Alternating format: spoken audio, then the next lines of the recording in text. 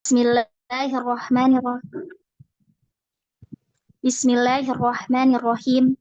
Assalamualaikum warahmatullahi wabarakatuh. Innal hamdalillah nahmaduhu wa nasta'inuhu wa nastaghfiruh wa na'udzu billahi min syururi anfusina wa min sayyiati a'malina may yahdihillahu fala mudhillalah wa may yudlil fala hadiyalah. Asyhadu an la ilaha illallah wahdahu la syarikalah wa asyhadu anna Muhammadan abduhu wa rasuluh amma ba'd. Yang terhormat kepada Ustadz Mahsa Razi Al-Afkan, SPSI, Hafizahullah, selaku Mudir Ta'ud Saku Kamilau Sunnah, Surabaya. Yang terhormat kepada Uma Ulfa Munna binti Bakri, Hafizahullah, selaku Koordinator Sekolah Ta'ud Saku Kamilau Sunnah, Surabaya.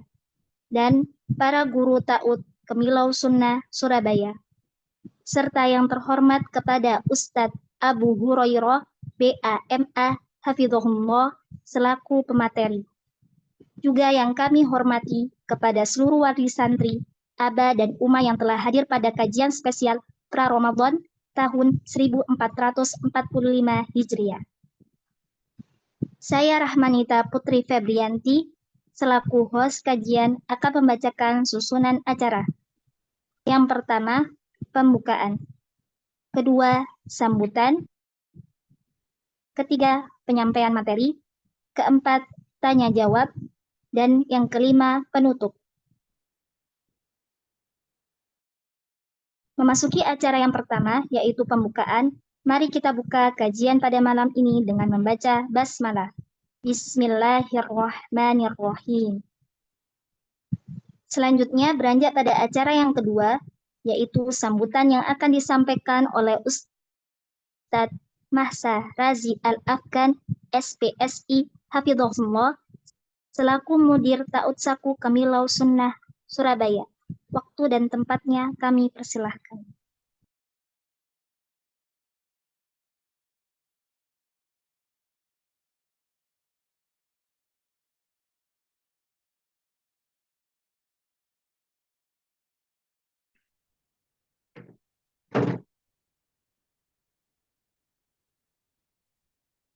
Nah, bismillahirrahmanirrahim. Assalamualaikum warahmatullahi wabarakatuh. Alhamdulillah, wassalatu wassalamu ala rasulillah wa ala alihi wa ashabihi wa man istanna bisunnatihi ila yaumil qiyamah. Ashhadu an la ilaha illallah wa ashhadu anna Muhammadan abduhu wa rasuluh. Allahumma salli wa sallim wa barik ala Muhammad wa ala ali Muhammad kama sallaita ala Ibrahim wa ala ali Ibrahim fil alamin innaka Hamidum Majid. Wa ba'd.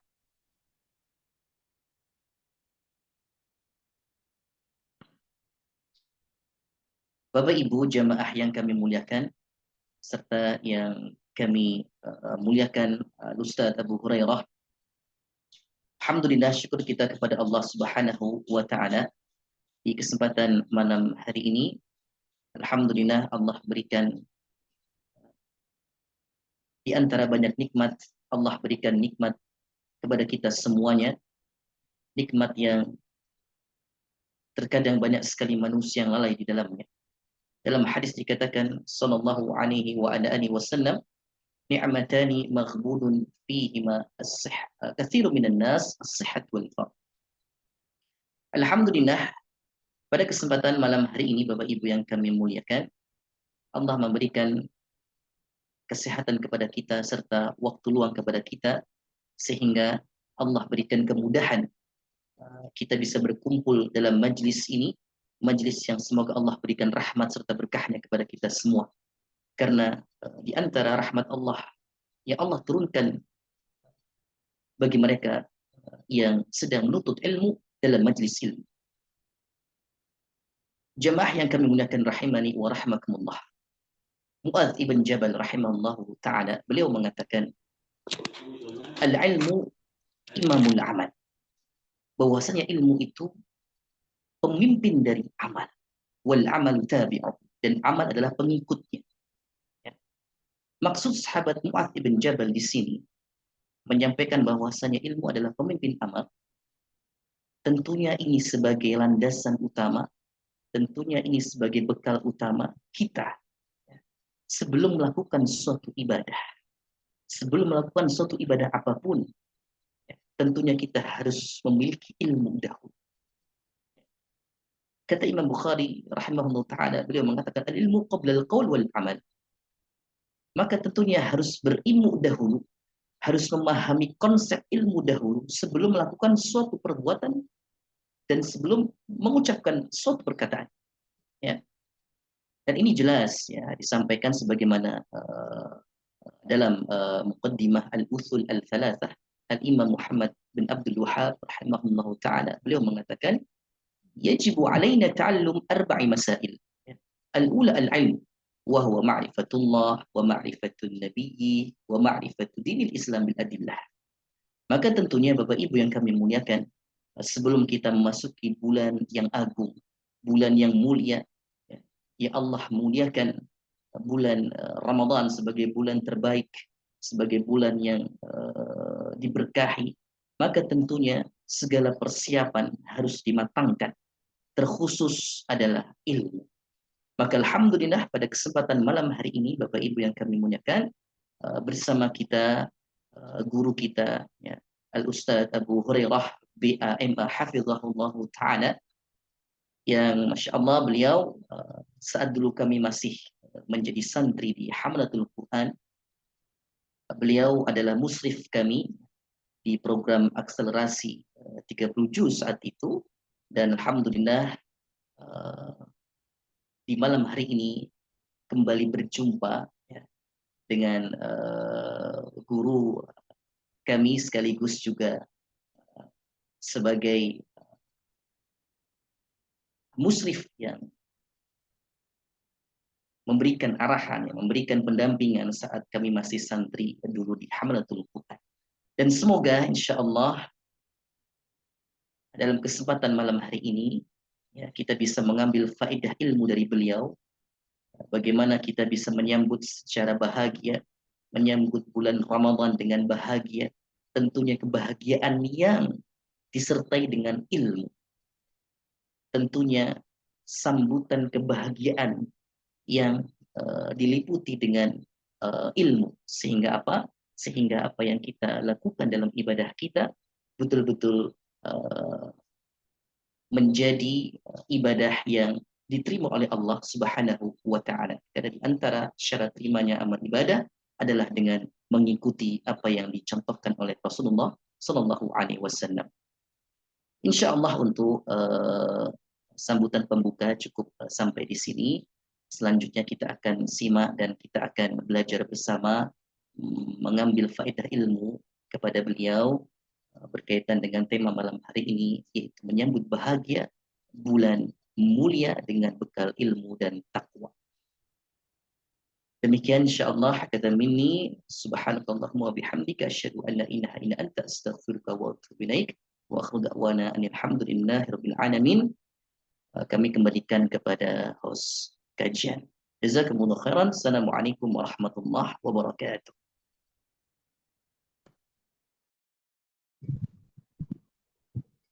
Jazakumullahu khairan kepada Ustadz Mahsa. Selanjutnya memasuki acara inti, yaitu penyampaian materi yang akan disampaikan oleh Ustadz Abu Hurairah BAMA hafizahullah, alumnus S1 S2 jurusan Ilmu Hadis Universitas Islam Madinah, Saudi Arabia, alumnus dan pengajar Pondok Pesantren Hamalatul Quran, Yogyakarta.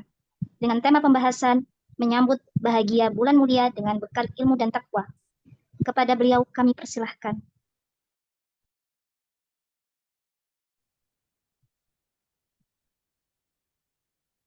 Assalamualaikum Ustaz Abu. Waalaikumsalam warahmatullahi wabarakatuh. Masya Allah. Marhaban ya Ustaz. Barakallahu fikum. Ana izin untuk menyampaikan materi ya. Fadhal Ustaz. Bismillahirrahmanirrahim. Alhamdulillahirabbil alamin wa bihi nasta'in ala umuri dunya waddin. والصلاة والسلام الأتمان الأكملان على سيد المرسلين نبينا محمد وعلى آله وصحبه أجمعين. أما بعد، قال الله تعالى في كتابه الكريم: يا أيها الذين آمنوا اتقوا الله حق تقاته ولا تموتن إلا وأنتم مسلمون. وقال أيضا: يا أيها الناس اعبدوا ربكم الذي خلقكم من نفس واحدة يا أيها الناس اتقوا ربكم الذي خلقكم من نفس واحدة وخلق منها زوجها وبث منهما رجالا كثيرا ونساء واتقوا الله الذي تساءلون به والأرحام إن الله كان عليكم رقيبا. أما بعد، فإن أصدق الحديث كلام الله عز وجل، وخير الهدى هدى محمد صلى الله عليه وسلم، وشر الأمور محدثاتها، فإن كل محدثة بدعة وكل بدعة ضلالة وكل ضلالة في النار. Alhamdulillah, segala puji hanya milik Allah Subhanahu wa Ta'ala atas limpahan nikmat dan karunia-Nya kepada kita semua. Hingga sampai saat ini Allah Subhanahu wa Ta'ala masih mengizinkan kita untuk terus melaksanakan dan melakukan kegiatan-kegiatan yang memiliki nilai positif untuk kita di dunia maupun di akhirat kita. Ini merupakan salah satu nikmat dan karunia Allah Subhanahu wa Ta'ala yang patut kita syukuri. Tak lupa salawat serta salam senantiasa tercurahkan kepada junjungan kita, panutan kita, sauri tauladan kita, Nabi besar Muhammad sallallahu alaihi wasallam, seorang nabi dan rasul, sosok yang tak pernah bosan untuk menyampaikan nasihat-nasihatnya kepada umatnya untuk memperjuangkan agama yang mulia ini dan menyebarkannya dengan totalitas sehingga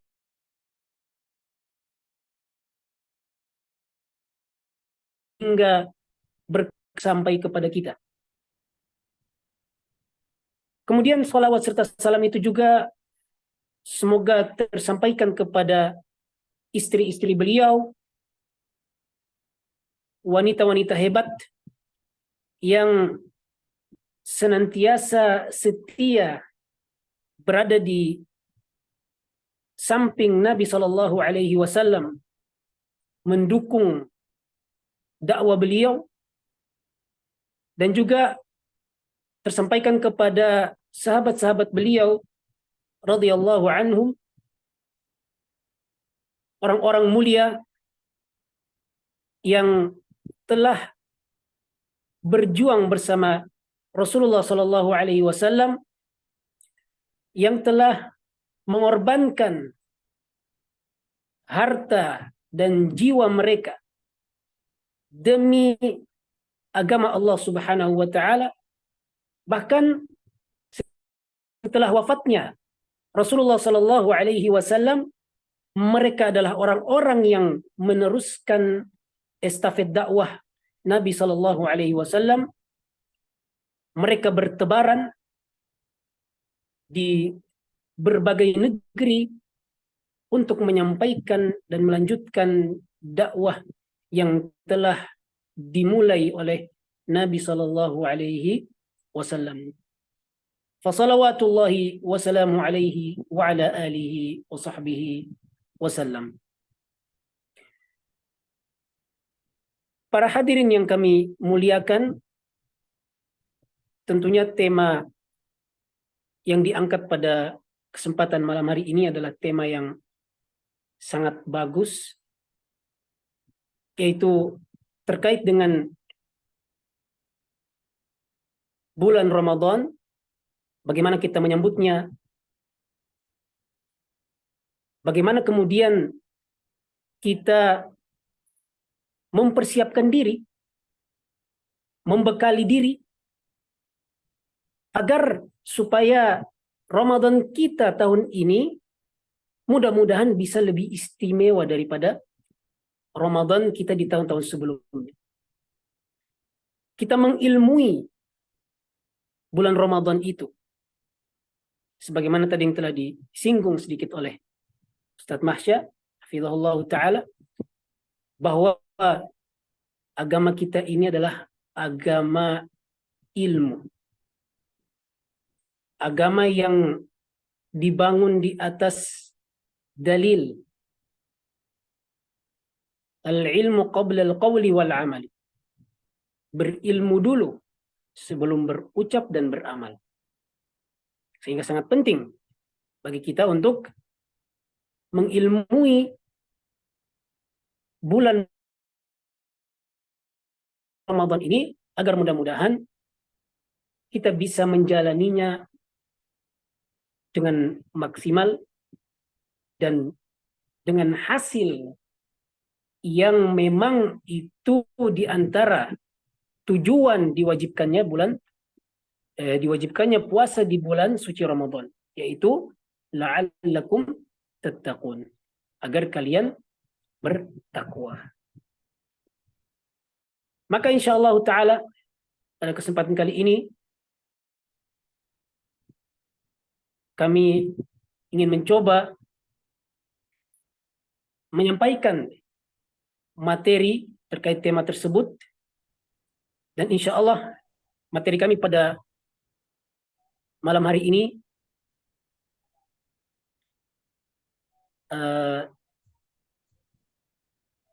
kami titik beratkan pada 3 poin penting. Yang pertama terkait dengan pra-Ramadan. Yang kedua terkait dengan persiapan kita, bekal kita di dalam menghadapi bulan Ramadan. Yang terakhir atau yang ketiga adalah optimal di dalam menjalani bulan suci Ramadan. Baik, adapun poin pertama, para hadirin yang kami muliakan, yaitu pra-Ramadan.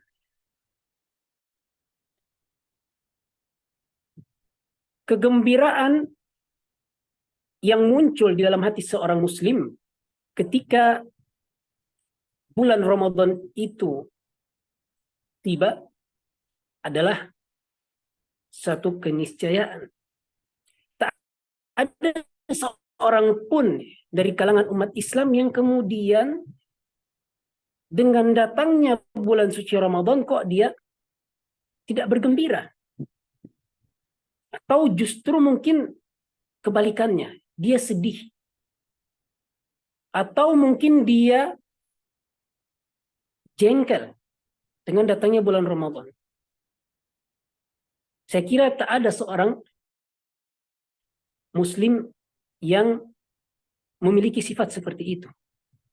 Kalaupun ada, maka tentunya keislamannya perlu dipertanyakan. Karena kegembiraan dengan datangnya bulan Ramadan beserta ibadah-ibadah suci yang akan kita jalani selama bulan Ramadan itu adalah kegembiraan yang sangat dianjurkan. Apa dasarnya? Dasarnya adalah firman Allah Subhanahu wa taala di dalam surat Yunus ayat ke-58. Allah Subhanahu wa taala berfirman, "Qul bi fadlillahi wa bi rahmatihi fabidzalika falyafrahu." Katakan wahai Muhammad, dengan sebab karunia Allah dan kasih sayangnya, maka hendaknya mereka bergembira. Imam Ibnu Katsir di dalam kitab beliau yang sangat monumental, yang berjudul Tafsirul Quranil Azim. Ketika mentafsirkan ayat ini, beliau rahimahullahu taala menyatakan, bihadzal ladzi ja'ahum min Allah taala min al-huda wa dinil haqqi falyaqul.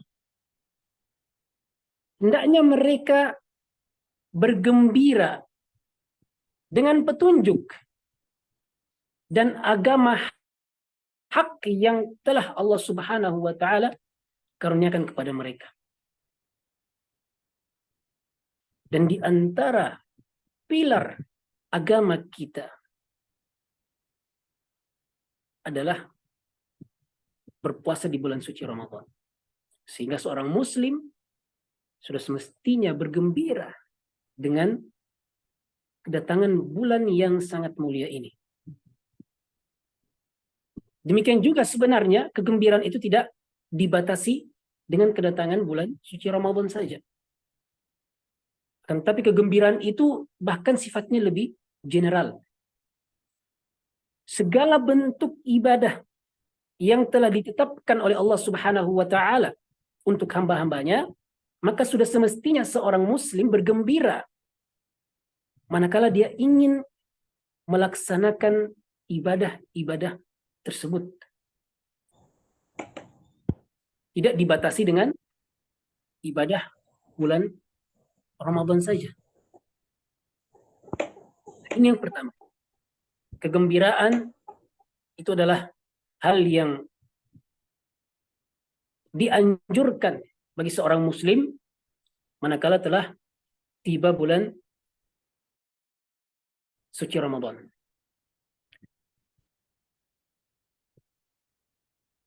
Menyambut bulan Ramadan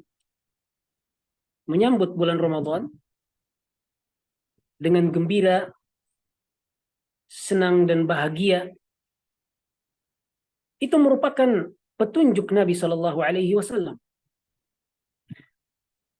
Petunjuk Nabi Shallallahu Alaihi Wasallam sebagaimana yang diriwayatkan oleh Imam An-Nasa'i di dalam sunannya, bahwa Nabi Shallallahu Alaihi Wasallam pernah suatu ketika duduk bersama dengan sahabat-sahabat beliau. Maka kemudian beliau Shallallahu Alaihi Wasallam menyampaikan kepada mereka, "Atakum Ramadan, syahrun mubarak." Sahabat-sahabatku, telah datang bulan Ramadan, bulan yang penuh berkah. Faradallahu alaikum fihi siyamahu. Allah Subhanahu wa taala, Nabi melanjutkan sambutan itu di hadapan para sahabat. Allah Subhanahu wa taala telah mewajibkan pada kalian untuk berpuasa di bulan tersebut. Tuftahu fihi abwabu al-jinan. Pintu-pintu surga dibuka di bulan tersebut. Wa tughallaqu fihi abwabun niran. Pintu-pintu neraka pun ditutup pada bulan itu. Wa tusaffadu fihi atau wa tughallu fihi maradatus syayatin. Dan setan-setan itu dibelenggu oleh Allah Subhanahu wa taala ketika bulan Ramadan tiba. Lillahi fihi lailatun. Nabi SAW kemudian melanjutkan sabda beliau, fihi lailatun, di bulan itu ada satu malam.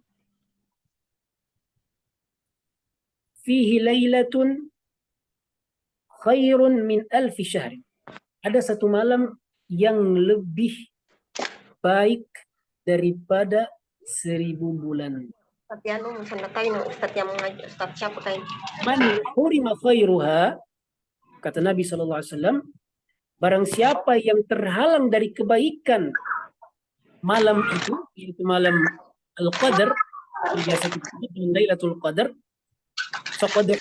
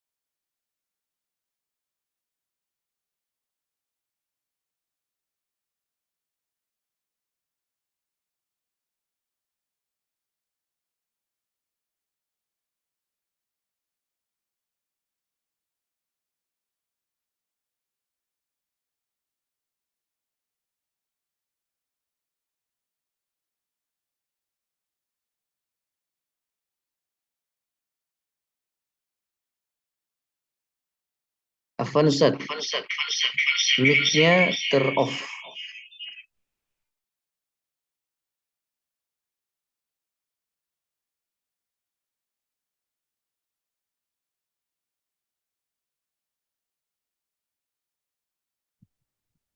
Sudah kedengaran, Zat? Nah, khalas Ustaz, khalas. Ya, baik. Saya lanjutkan. Bulan Ramadan ini adalah bulan yang sangat istimewa. Tamu yang harus kita persiapkan untuk melayaninya dengan persiapan yang matang. Persiapan terbaik kita untuk tamu yang paling istimewa. Ya, kita saja, apabila kita kedatangan tamu yang istimewa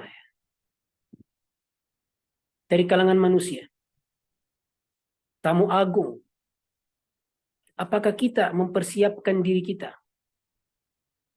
sebagaimana adanya? Tentu kita akan mempersiapkan diri kita dengan persiapan terbaik dalam melayani tamu agung ini. Demikian juga bulan Ramadan, bulan yang penuh berkah, bulan yang penuh dengan kemuliaan. Kita bertemu dengan bulan Ramadan hanya setahun sekali. Itu kesempatan kita. Cuma setahun sekali. Tamu ini akan kemudian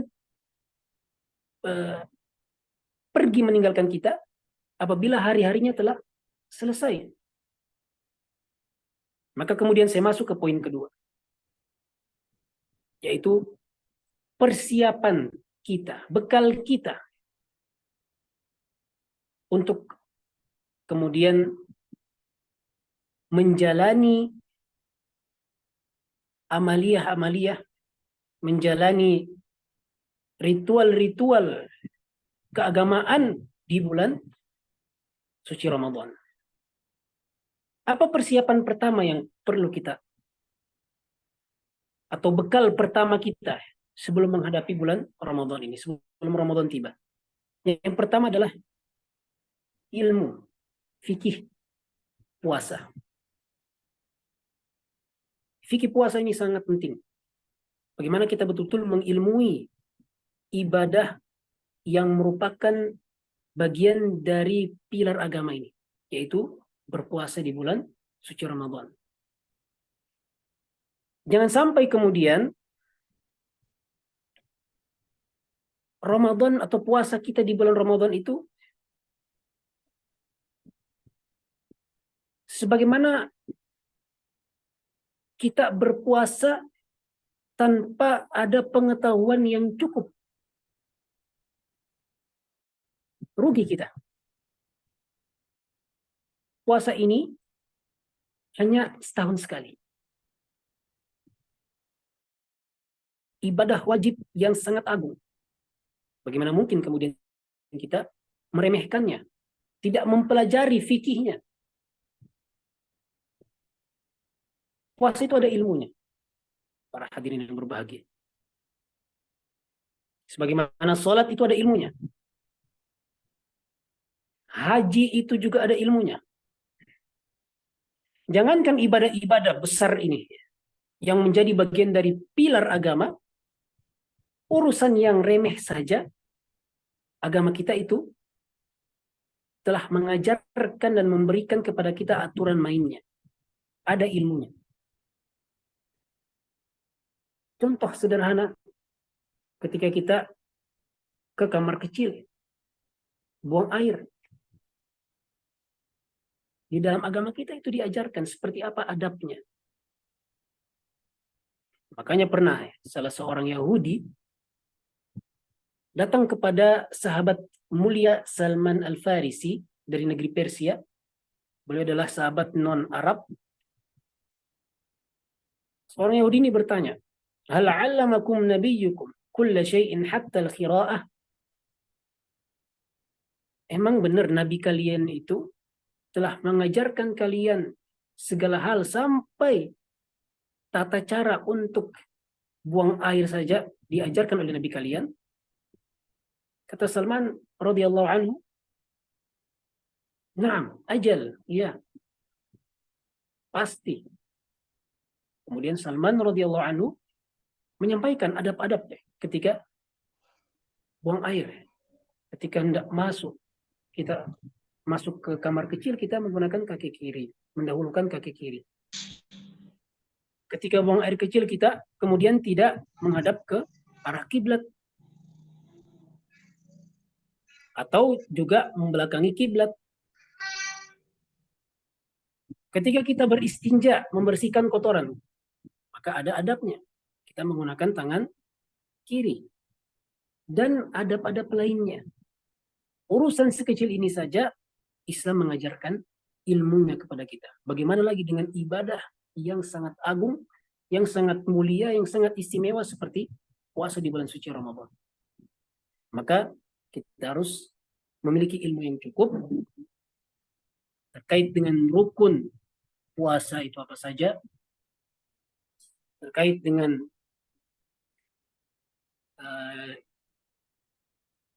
pembatal puasa, yaitu penting, karena jangan sampai kemudian kita berpuasa ternyata kita terjerumus dalam satu pelanggaran ibadah puasa tanpa kita sadari. Nah, itu pentingnya ilmu. Kita betul-betul terbimbing di dalam menjalankan ritual keagamaan itu dengan benar, sesuai dengan tata cara yang telah digariskan oleh Nabi kita Rasulullah Sallallahu Alaihi Wasallam. Contoh sederhana, niat membatalkan puasa.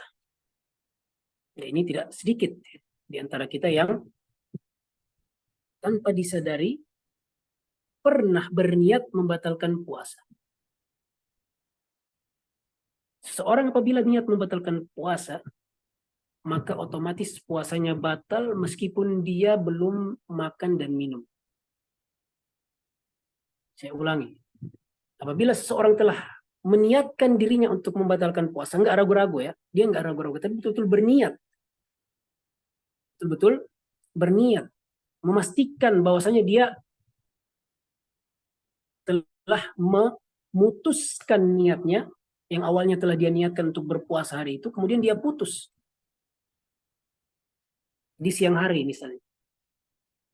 Maka puasanya otomatis batal, meskipun dia belum makan dan belum minum. Karena pernah terjadi, sebagian orang, dia niat untuk berbuka. Di siang hari dia merasa tidak mampu.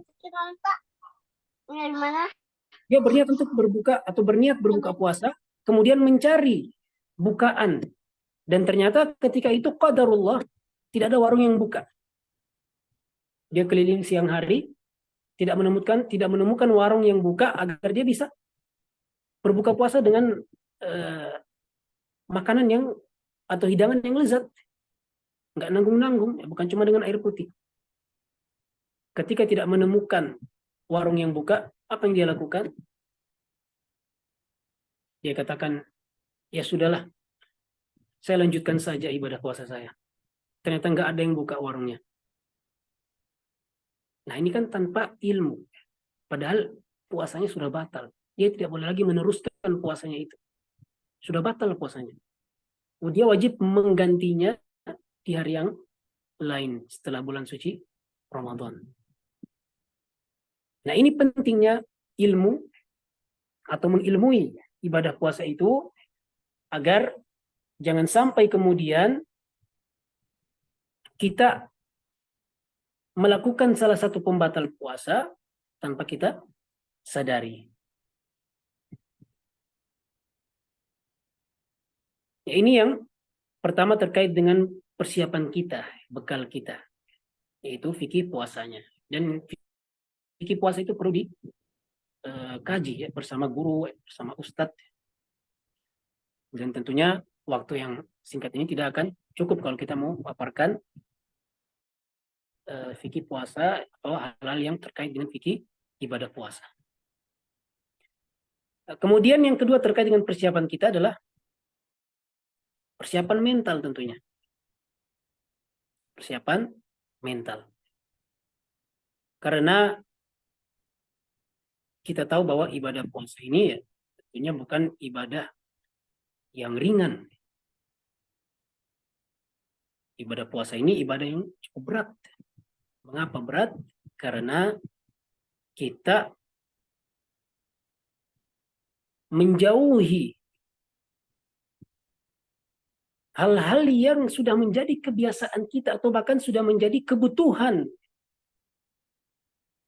jiwa kita, kebutuhan diri kita. Kita harus menahan lapar kita, meninggalkan makanan. Kita harus menahan dahaga kita. Kita harus menahan syahwat kita, dorongan syahwat kita. Ini kan 3 hal yang sudah menjadi kebutuhan seorang hamba. Nah, maka kemudian kita perlu melatih mental kita, mempersiapkan diri kita. Bagaimana caranya? Tentunya dengan mengetahui, membaca, mempelajari fadilah-fadilah berpuasa, keutamaan-keutamaan berpuasa. Apa saja yang Allah Subhanahu wa taala siapkan untuk orang-orang yang berpuasa. Maka di antara keistimewaan puasa sebagaimana yang disebutkan di dalam surat Az-Zumar ayat ke-10, Allah Subhanahu wa taala berfirman, "Innama yuwaffas sabiruna ajrahum bighairi hisab." Hanya orang-orang yang bersabar saja yang diberikan pahalanya tanpa batas. Seorang ulama ahli tafsir yang bernama Al-Qurtubi di dalam kitab beliau mengutip dari para ulama bahwa yang dimaksud dengan orang-orang bersabar pada ayat itu adalah as-shaimun, orang-orang yang berpuasa. Orang-orang yang berpuasa diberikan pahala kebaikan tanpa batas. Unlimited. Hanya Allah yang tahu. Padahal rumus dasarnya kebaikan itu akan dilipat gandakan oleh Allah Subhanahu wa taala menjadi 10 kebaikan, bahkan bisa lebih dari itu sampai 700 kebaikan. Akan tetapi ibadah puasa tidak. Sampai-sampai Allah Subhanahu wa taala katakan, "Illa shaum fa innahu li wa ana ajzi bihi." Kecuali puasa.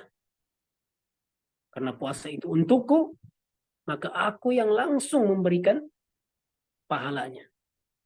Semua ibadah memang dari Allah Subhanahu wa taala. Akan tetapi, kenapa Allah Subhanahu wa taala memberikan kekhususan penyebutan puasa di dalam hadis qudsi itu? Para ulama menjelaskan untuk menunjukkan keistimewaan, membuktikan keutamaan berpuasa di bulan suci Ramadan. Karena seorang hamba selama 30 hari atau selama bulan puasa berturut-turut benar-benar meninggalkan di siang hari dari terbitnya fajar sampai terbenamnya matahari, meninggalkan hal-hal yang menjadi kebutuhan dia selama 11 bulan sebelumnya. Yang menjadi kebiasaan dia, makan, minum. Ini kan kebiasaan yang tidak bisa lepas dari seorang hamba. Dia harus makan, dia harus minum. Tetapi dengan puasa itu, Allah menjadikannya sebagai sebuah wahana agar seorang muslim bisa sampai pada predikat takwa. La'allakum tattaqun, agar kalian bertakwa. Nah, ini dia.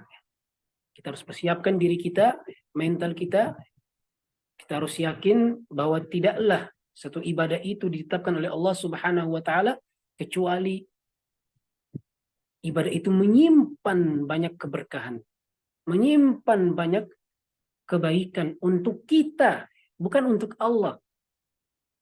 Kita harus sadari bahwa Allah Subhanahu wa taala tidak butuh kepada amalan kita. Allah Maha Kaya. Pada hakikatnya ibadah kebaikan yang kita lakukan itu manfaatnya, profitnya akan kembali kepada diri kita sendiri. Makanya Allah Subhanahu wa taala pernah katakan dalam hadis qudsi riwayat Imam Muslim dari sahabat Abu Dzar radhiyallahu anhu, "Ya ibadi, law anna awwalakum wa akhirakum wa insakum wa jinnakum kanu ala atqa qalbi rajulin minkum ma zada dzalika fi mulki syai'ah."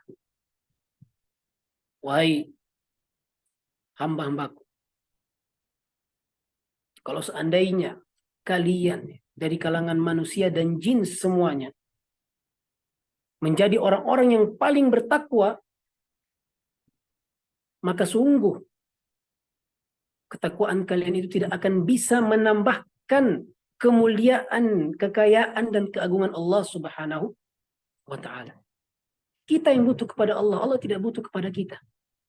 Semua kebaikan yang kita lakukan itu hakikatnya untuk diri kita sendiri. Allah katakan, "Ya ayyuhan nas, antumul fuqara'u ilallah." Wahai segenap manusia, kalian adalah orang-orang yang sangat butuh kepada Allah. Wallahu huwal ghaniyyul hamid. Dan Allah Maha Kaya, tidak butuh kepada kalian sedikit pun. Ya, maka kita harus sadari bahwa setiap amalan kebaikan yang Allah tetapkan untuk kita, maka kebaikannya akan kembali kepada kita. Baik. Kemudian poin yang ketiga yang ingin kami sampaikan pada pertemuan malam hari ini adalah optimal selama Ramadan. Optimal selama Ramadan.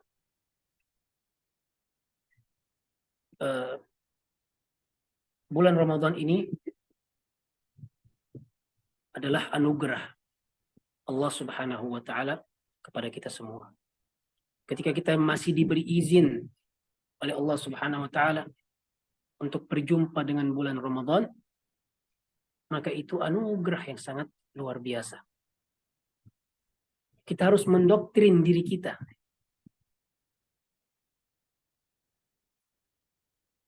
Bagaimana caranya agar kita merasa Ramadan ini adalah mungkin Ramadan terakhir kita?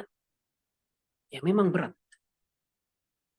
Bagaimana caranya bisa mendoktrin diri ini bahwasanya ini adalah Ramadan terakhir kita. Sehingga dengan begitu kita betul-betul memaksimalkan segala ritual keagamaan yang ada di bulan suci Ramadan. Karena kita tidak tahu. Boleh jadi setelah Ramadan kita sudah lagi tak ada di kehidupan dunia yang fana ini. Makanya Nabi SAW pernah berpesan kepada sahabat beliau, apabila kau hendak salat, fasalli salata muwaddi'in. Kalau kau mau salat yang khusyuk, betul-betul menghayati ibadahmu itu, maka salatlah sebagaimana salatnya orang yang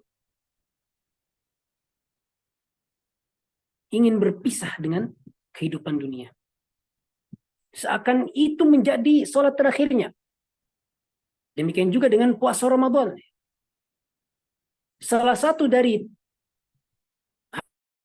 hari-hari Ramadan itu akan menjadi puasa terakhir kita.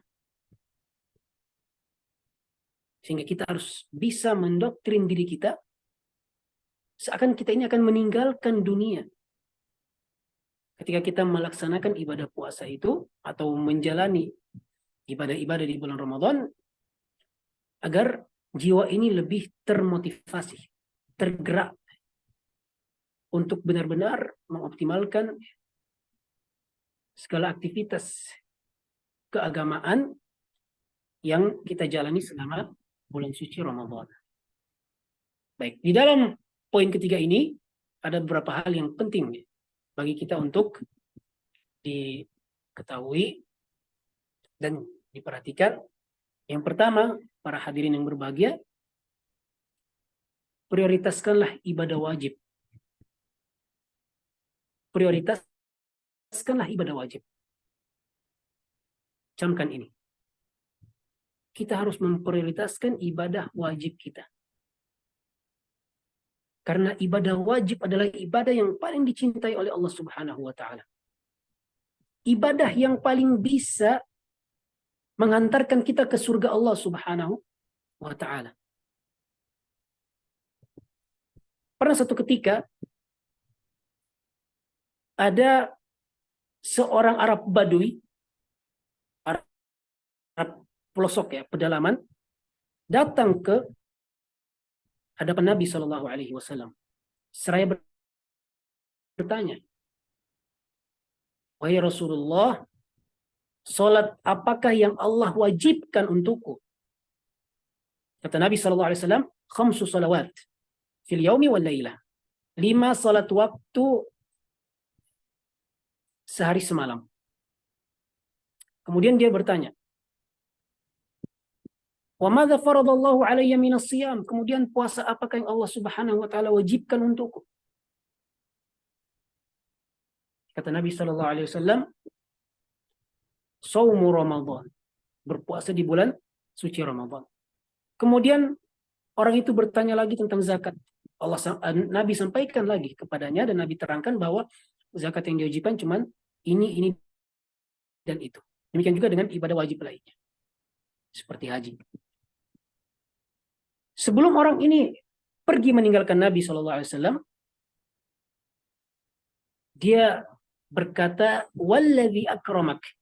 Demi zat Rabb yang telah memuliakanmu wahai Rasulullah, la atatawwa'u syai'an wa la anqusu mimma faradallahu alayya. Saya enggak akan tambahkan lagi.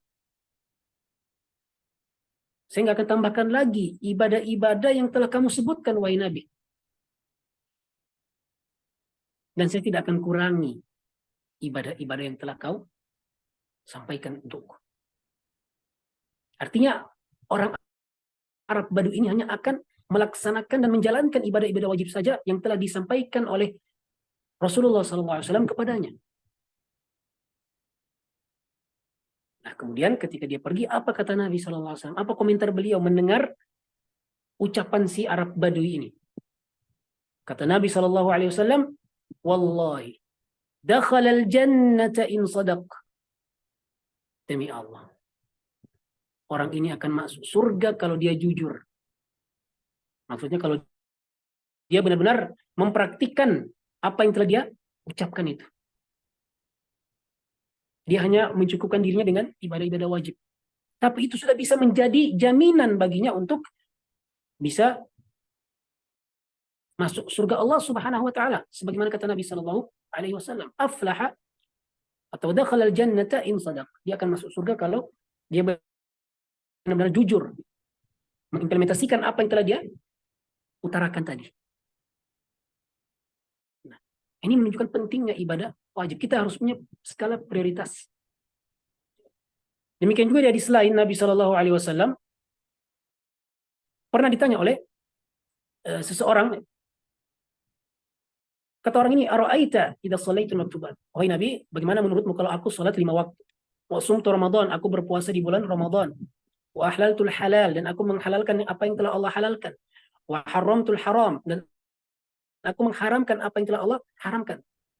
Walam azid ala dzalika syai'an, dan aku tidak tambahkan dari apa yang telah aku ucapkan. A'adkhulul jannah, dengan itu apakah aku bisa masuk surga? Apa jawaban Nabi SAW? Naam, iya, kau bisa masuk surga dengan apa yang kau sebutkan barusan. Itu kan ibadah wajib. Ya, sehingga jangan sampai kemudian ya, mindset kita ini harus diubah. Ketika kita ibadah sunnah, yang sifatnya sunnah, seperti tarawih, kita semangat. Itu bagus. Akan tetapi, mengapa ketika masuk waktu sholat, kita justru malas-malasan? Nah, ini yang menjadi tanda tanya besar dalam diri kita. Kenapa? Apa yang kita inginkan dari ibadah sunnah itu kalau kita tidak bisa kemudian menjaga ibadah wajib kita?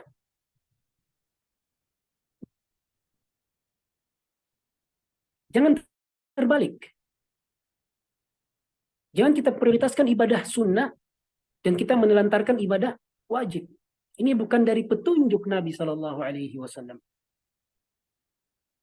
Petunjuk Nabi harus ada skala prioritas yang kita utamakan, yang kita dahulukan adalah ibadah-ibadah yang sifatnya wajib. Salat 5 waktu, demikian juga berpuasa di bulan suci Ramadan, itu yang harus kita dahulukan. Nah, makanya di poin ini penting sekali kita perhatikan hal-hal remeh seperti ini yang kadang tidak bisa atau belum kita sadari.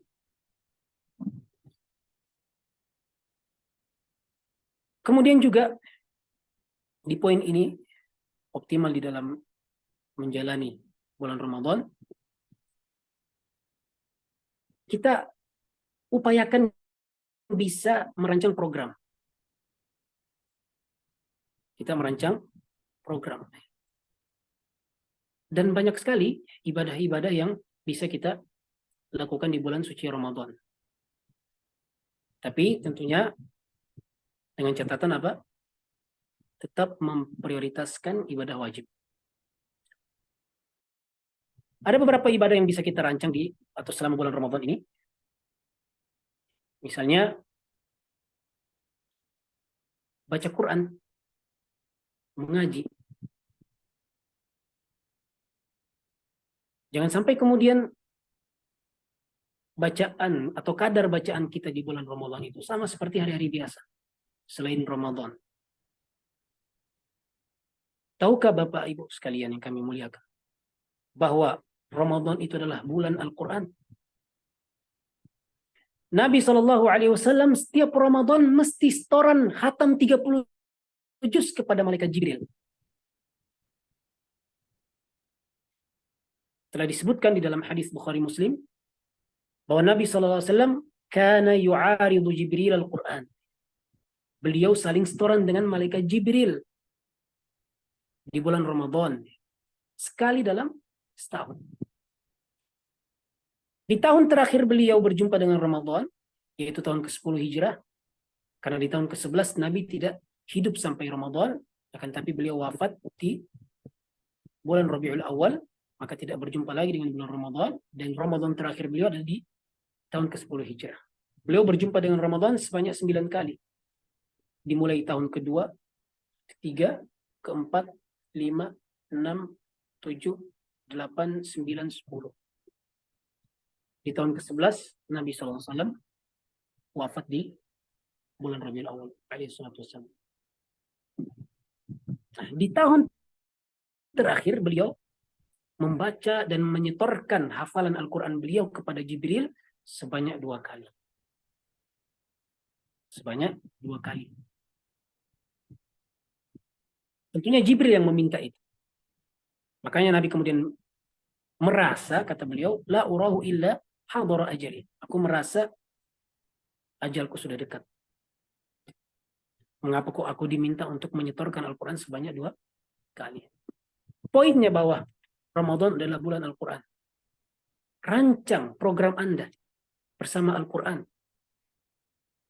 Dari hadis tadi yang saya bacakan, khatamnya Nabi di bulan Ramadan, setidaknya minimal usahakan kita bisa khatam sekali selama Ramadan.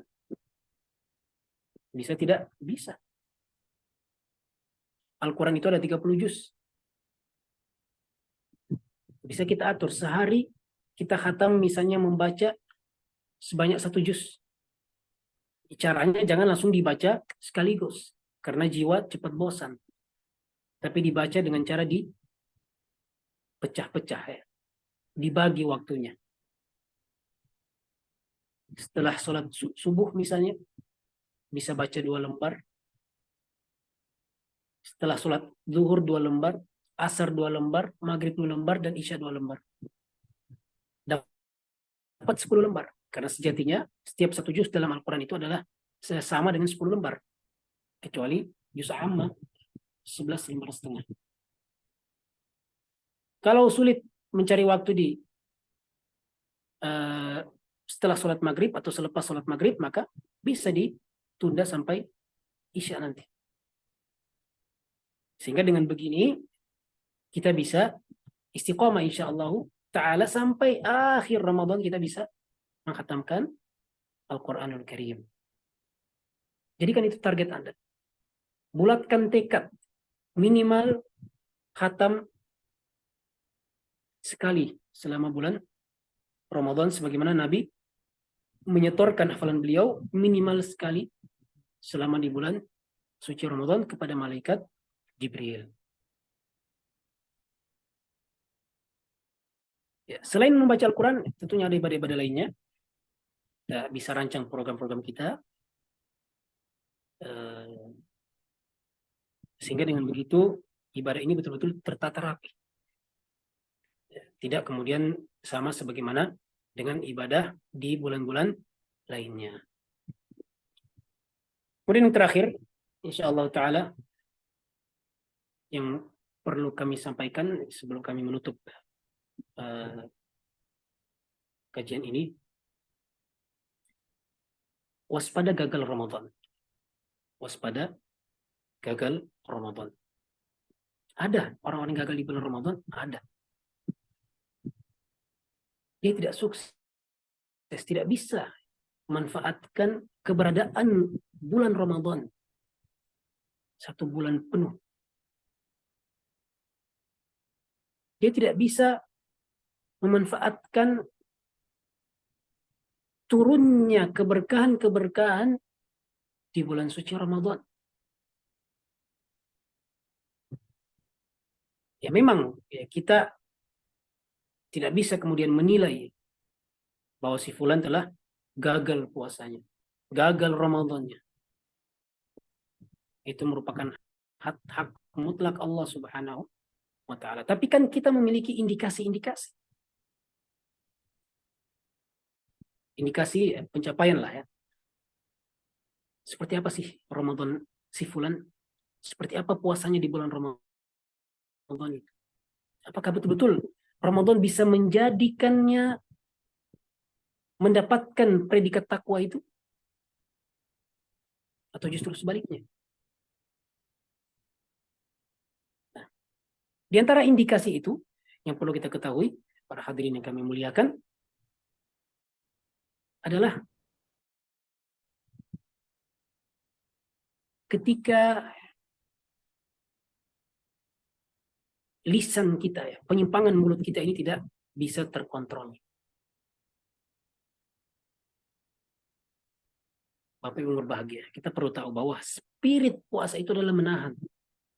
Spirit puasa adalah menahan.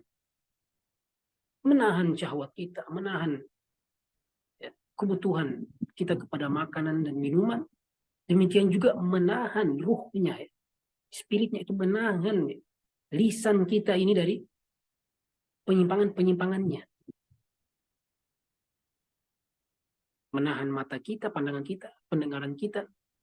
Itulah spirit dari puasa. Makanya kemudian tidak aneh kok.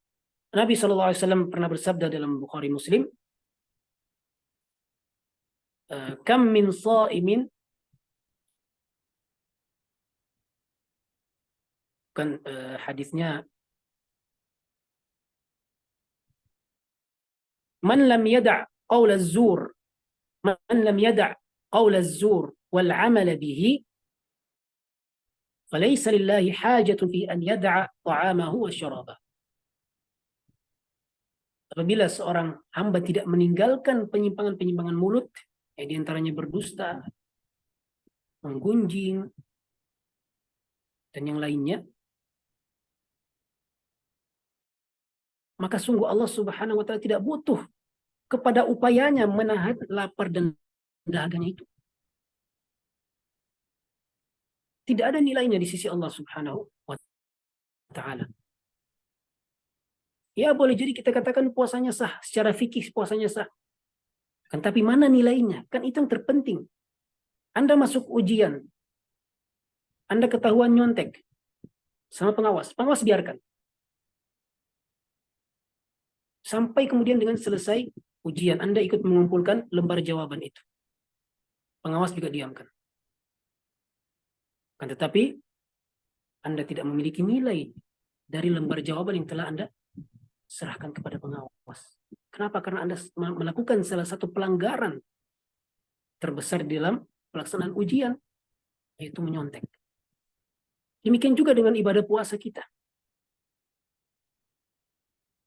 Mungkin ibadah puasa kita sah secara fikih. Kita tidak melakukan pembatal-pembatal puasa. Kan tetapi mana nilainya? Itu kan yang hakikatnya kita harapkan dari Allah nilainya. Kan tetapi ketika seorang hamba tidak bisa menjaga lisannya, maka Allah Subhanahu wa taala tidak lagi membutuhkan puasanya. Dia mau menahan dahaganya, dia mau menahan laparnya, silakan. Tapi nilainya di sisi Allah tidak dia dapatkan. Ini diantara indikasi ibadah seorang itu gagal di bulan Ramadan.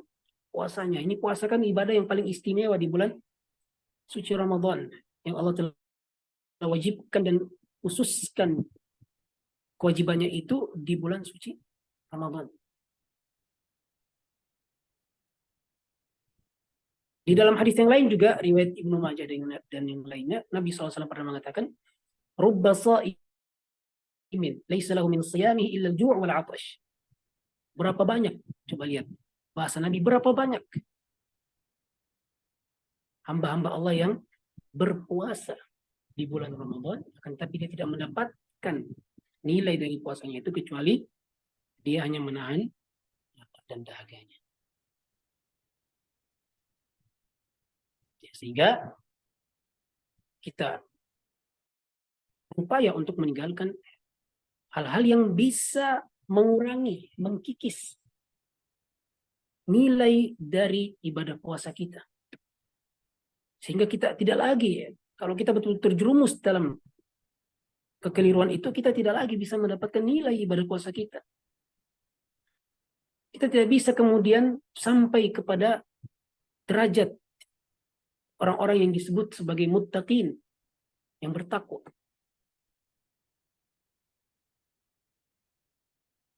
Nah, maka semoga Allah Subhanahu wa taala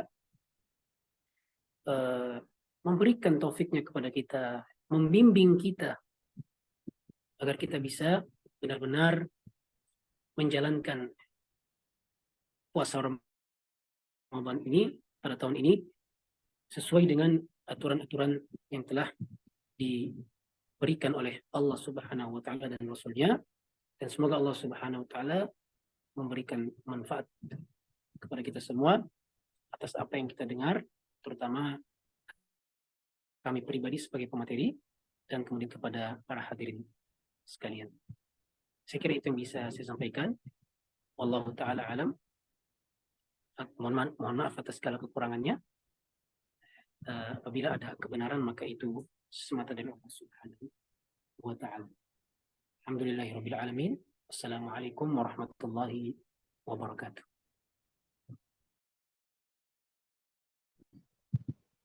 Waalaikumsalam warahmatullahi wabarakatuh. Masya Allah, jazakumullahu khairan kepada Ustadz Abu Hurairah atas ilmu yang diberikan. Tentunya sangat bermanfaat sekali. Selanjutnya, kami buka sesi tanya jawab. Kami persilahkan kepada Aba dan Uma yang ingin bertanya untuk bisa menyalakan audionya atau dapat menuliskan pertanyaan di kolom obrolan.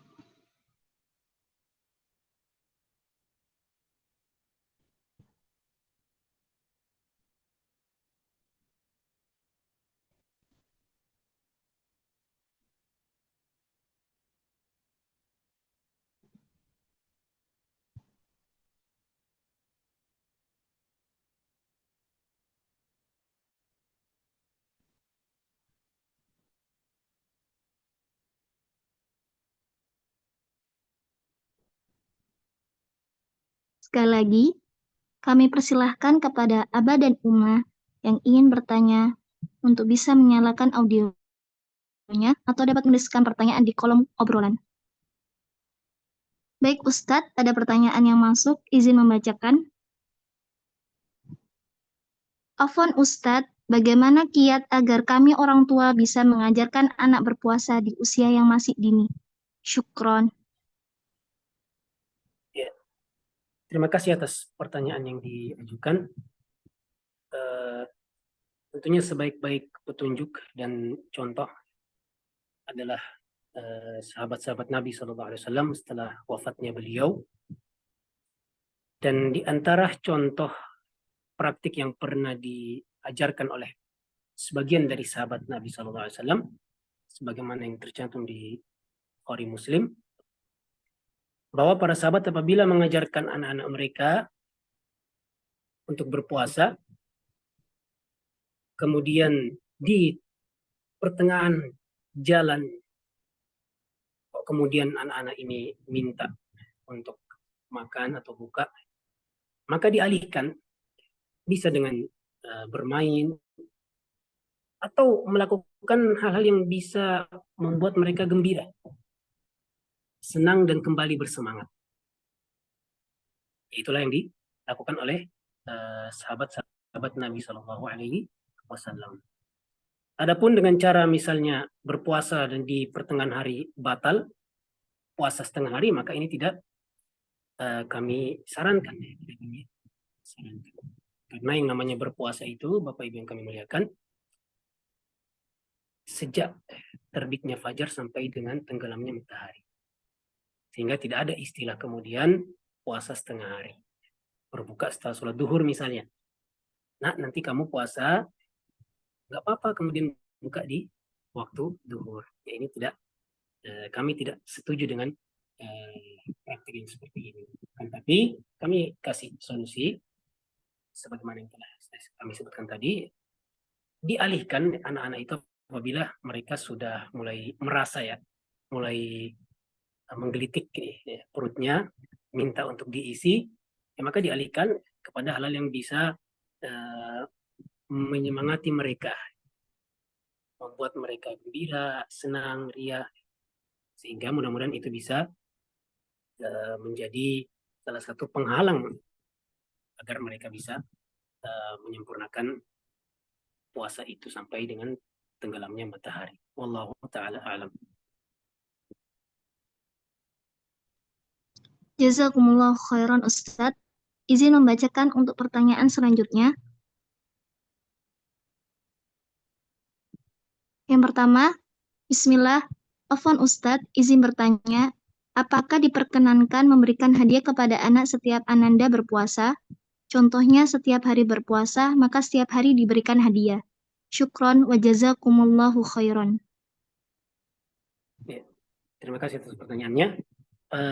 Tidak mengapa memberikan semacam reward untuk anak-anak yang bisa mencapai prestasi tertentu, dan di antara prestasi terbesar adalah bisa berpuasa selama 1 hari penuh. Nah, tidak mengapa untuk kemudian diberikan reward, akan tapi ditanamkan pada diri mereka bahwa sungguhnya puasa itu bukan untuk mendapatkan yang begini dan begitu, bukan untuk mendapatkan materi-materi duniawi, kan, tapi semata-mata untuk menjalankan salah satu perintah Allah Subhanahu wa Ta'ala, sehingga dengan begitu bisa mendapatkan ridhonya dan bisa mencapai salah satu tingkatan tertinggi, yaitu predikat takwa. Kan, tapi kalau sekedar reward dia, maka insya Allah tidak mengapa. Ya, terima kasih. Jazakumullah khairan Ustadz.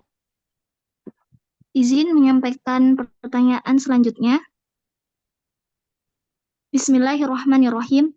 Ustadz, izin bertanya, apabila kita terlambat bangun waktu sahur, kemudian makanan sudah dihidangkan ketika makan sahur, kemudian azan, apa yang harus kita lakukan? Apa boleh dilanjutkan makanannya sampai habis atau disudahi makanannya secukupnya yang dimakan Ustadz? Jazakumullahu khairan. Ya, terima kasih atas pertanyaannya. kalau azan sudah berkumandang dan kita yakin itu betul-betul waktu azan, waktu fajar, fajar sodik terbit, maka kita tidak boleh lagi menyentuh makanan itu. Kemudian kita masukkan ke dalam perut kita. Karena waktu berpuasa itu sudah dimulai. Kita sudah start ini. Gak bisa kemudian kita memakan dan kemudian menjadikan itu sebagai misalnya sahur kita. Ya, saya mungkin perlu sedikit memberikan catatan ya. Ada hadis yang menyebutkan apabila salah seorang dari kalian sedang makan, kemudian azan berkumandang, maka hendaknya dia penuhi kebutuhannya sampai kemudian itu cukup, baru dia letakkan hidangannya. Ya, hadis ini pertama, hadis yang lemah. Hadis yang lemah. Tidak valid dari Nabi SAW. Kalaupun valid, maka kemudian para ulama memiliki tafsiran. Karena kalau kita tafsirkan seperti itu, jadi seakan hadis ini nanti kemudian kontradiksi dengan ayat-ayat Al-Quran yang sangat jelas. Kan? Yang melarang kita untuk makan atau minum ketika fajar sudah terbit. Ya, apa di antara penafsirannya? Di antara penafsirannya adalah ketika memang kita tidak yakin bahwa azan itu adalah azan fajar shadiq. Biasanya mungkin apabila seorang muadzin ini terlalu cepat azannya. Terkadang dia azan, boleh jadi dia azan sebelum fajar shadiq itu terbit. Dan itu di masa silam, di masa Nabi. Ketika memang teknologi itu tidak secanggih sekarang. Kalau sekarang kan semuanya sudah bisa terdeteksi, terlacak dan terbaca. Ya, sehingga kembali lagi sudah waktunya fajar shadiq itu terbit dengan tanda dikumandangkan azan, ya maka tidak boleh bagi kita untuk memakan hidangan yang telah dihidangkan kepada kita di waktu sahur. Ya, terima kasih. Jazakumullahu khairan Ustadz. Izin membacakan pertanyaan selanjutnya Ustadz. Ada 2 pertanyaan yang masuk di kolom obrolan. Yang pertama, Bismillah, Ustadz, di usia berapakah anak-anak benar-benar ditekankan untuk puasa, mengingat anak-anak kami masih dalam rentan? Ya. Terima kasih atas pertanyaannya. Kalau untuk diajarkan puasa secara teori ya bisa di usia-usia dini, nggak masalah. Adapun praktiknya, maka sekali lagi saya ingin tekankan bahwa tidak ada kewajiban bagi anak-anak untuk berpuasa sebelum dia memang memenuhi syarat. Dan di antara syaratnya adalah al-bulugh, apabila anak itu sudah balik. Kalau belum balik maka tidak boleh kemudian seorang bapak atau ibu, orang tua, memaksakan anaknya untuk berpuasa. Tapi kalau sekadar mengajarkannya agar misalnya mempersiapkan dirinya ketika sebentar lagi dia akan balik, maka dia berlatih untuk berpuasa. Saya kira tidak mengapa. Selama itu sifatnya tidak mewajibkan atau memaksakan kehendak kepada anak. Akan tapi ketika itu sifatnya sebagai bentuk edukasi, pendidikan, ya, agar anak-anak ini bisa terlatih ke depannya, insya Allah tidak mengapa. Ya, terima kasih. Kemudian pertanyaan yang kedua, Afwan Ustadz, ada lagi, kalau ada orang tua yang memaksakan anak belum balik untuk berpuasa, mungkin niatnya baik untuk mengajarkan, tetapi anak tidak kuat, bagaimana sikap pertengahannya, Nggih? Syukron. Ya, sama seperti yang tadi ya, tidak boleh ada pemaksaan. Tidak boleh ada pemaksaan. Islam sendiri tidak memaksakan dan belum mewajibkan bagi anak-anak yang belum masuk usia balik untuk berpuasa. Ya, mungkin niatnya baik, tapi ketika anak memang betul-betul tidak bisa untuk melakukannya, maka tidak perlu dipaksa. Tidak perlu dipaksa. Niat baik itu tidak cukup Bapak Ibu untuk melakukan satu kebaikan. Niat baik saja itu tidak cukup. Makanya salah seorang salaf mengatakan, kam min muridin lil khairi lam yusibhu. Berapa banyak orang yang ingin kebaikan tapi dia tidak mendapatkannya. Kenapa? Karena niatnya yang rusak. Karena caranya yang rusak. Niatnya baik, tapi caranya tidak benar. Ya, maka itu tidak bisa dijadikan sebagai standar kita. Bila seorang anak belum balik, maka jangan dipaksakan untuk berpuasa. Diajarkan dengan cara yang lembut, dengan cara yang baik, tanpa ada unsur pemaksaan. Maka itu insya Allah tidak mengapa. Tapi ketika sudah balik, maka dikasih tahu ke dia bahwa telah wajib baginya untuk berpuasa. Wallahu a'lam. Masya Allah. Kemudian ada 3 pertanyaan lagi yang masuk, Ustadz. Bisa menyampaikan.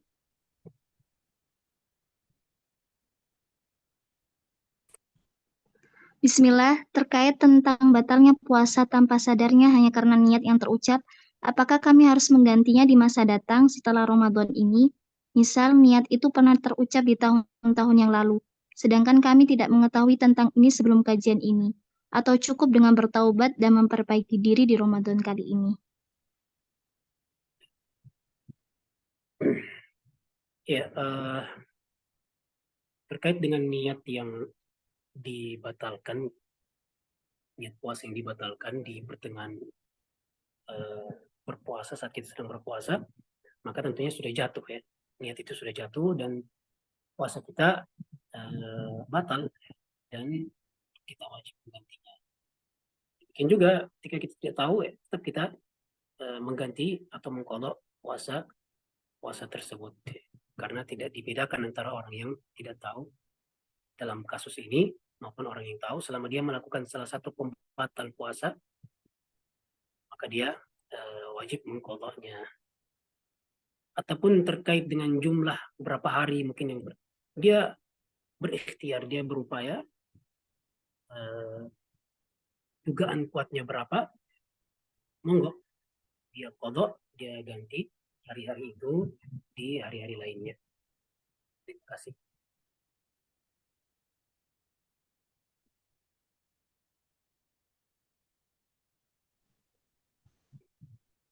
Kemudian pertanyaan yang kedua,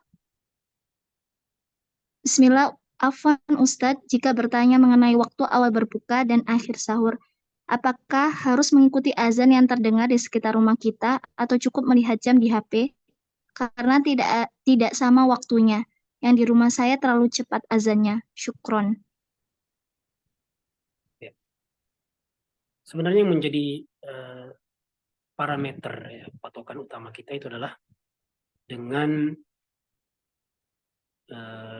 munculnya sebab waktu sholat.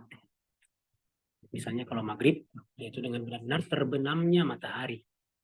Itu yang semestinya menjadi patokan utama kita. Kalau memang kita bisa mampu untuk melihat itu, menyaksikannya, maka silakan. Tidak masalah. Tapi barang siapa yang kemudian mencukupkan diri dengan suara azan di masjid, yang dimana di masjid ini tentunya juga sudah memiliki waktu-waktu sholat yang telah ditetapkan oleh pemerintah, ya maka itu sudah cukup baginya. Itu sudah cukup baginya. Dia menjadikan itu sebagai salah satu standar waktu masuknya sholat. Tapi kalau memang kita bisa betul-betul mampu menyaksikan secara langsung dan ternyata belum, kok di sini sudah azan, maka yang menjadi patokan kita adalah apa yang kita saksikan. Jadi kalau kontradiksi antara apa yang kita saksikan secara langsung dengan apa yang atau waktu yang ditetapkan di masjid, waktu azan misalnya lebih awal, maka yang menjadi patokan kita adalah apa yang kita saksikan. Sekira begitu. Terima kasih. Kemudian menyampaikan pertanyaan yang terakhir, Ustaz. Bismillah. Terkait tentang batalnya puasa tanpa karena niat ucap, apakah kami harus menggantinya di masa datang setelah Ramadan ini?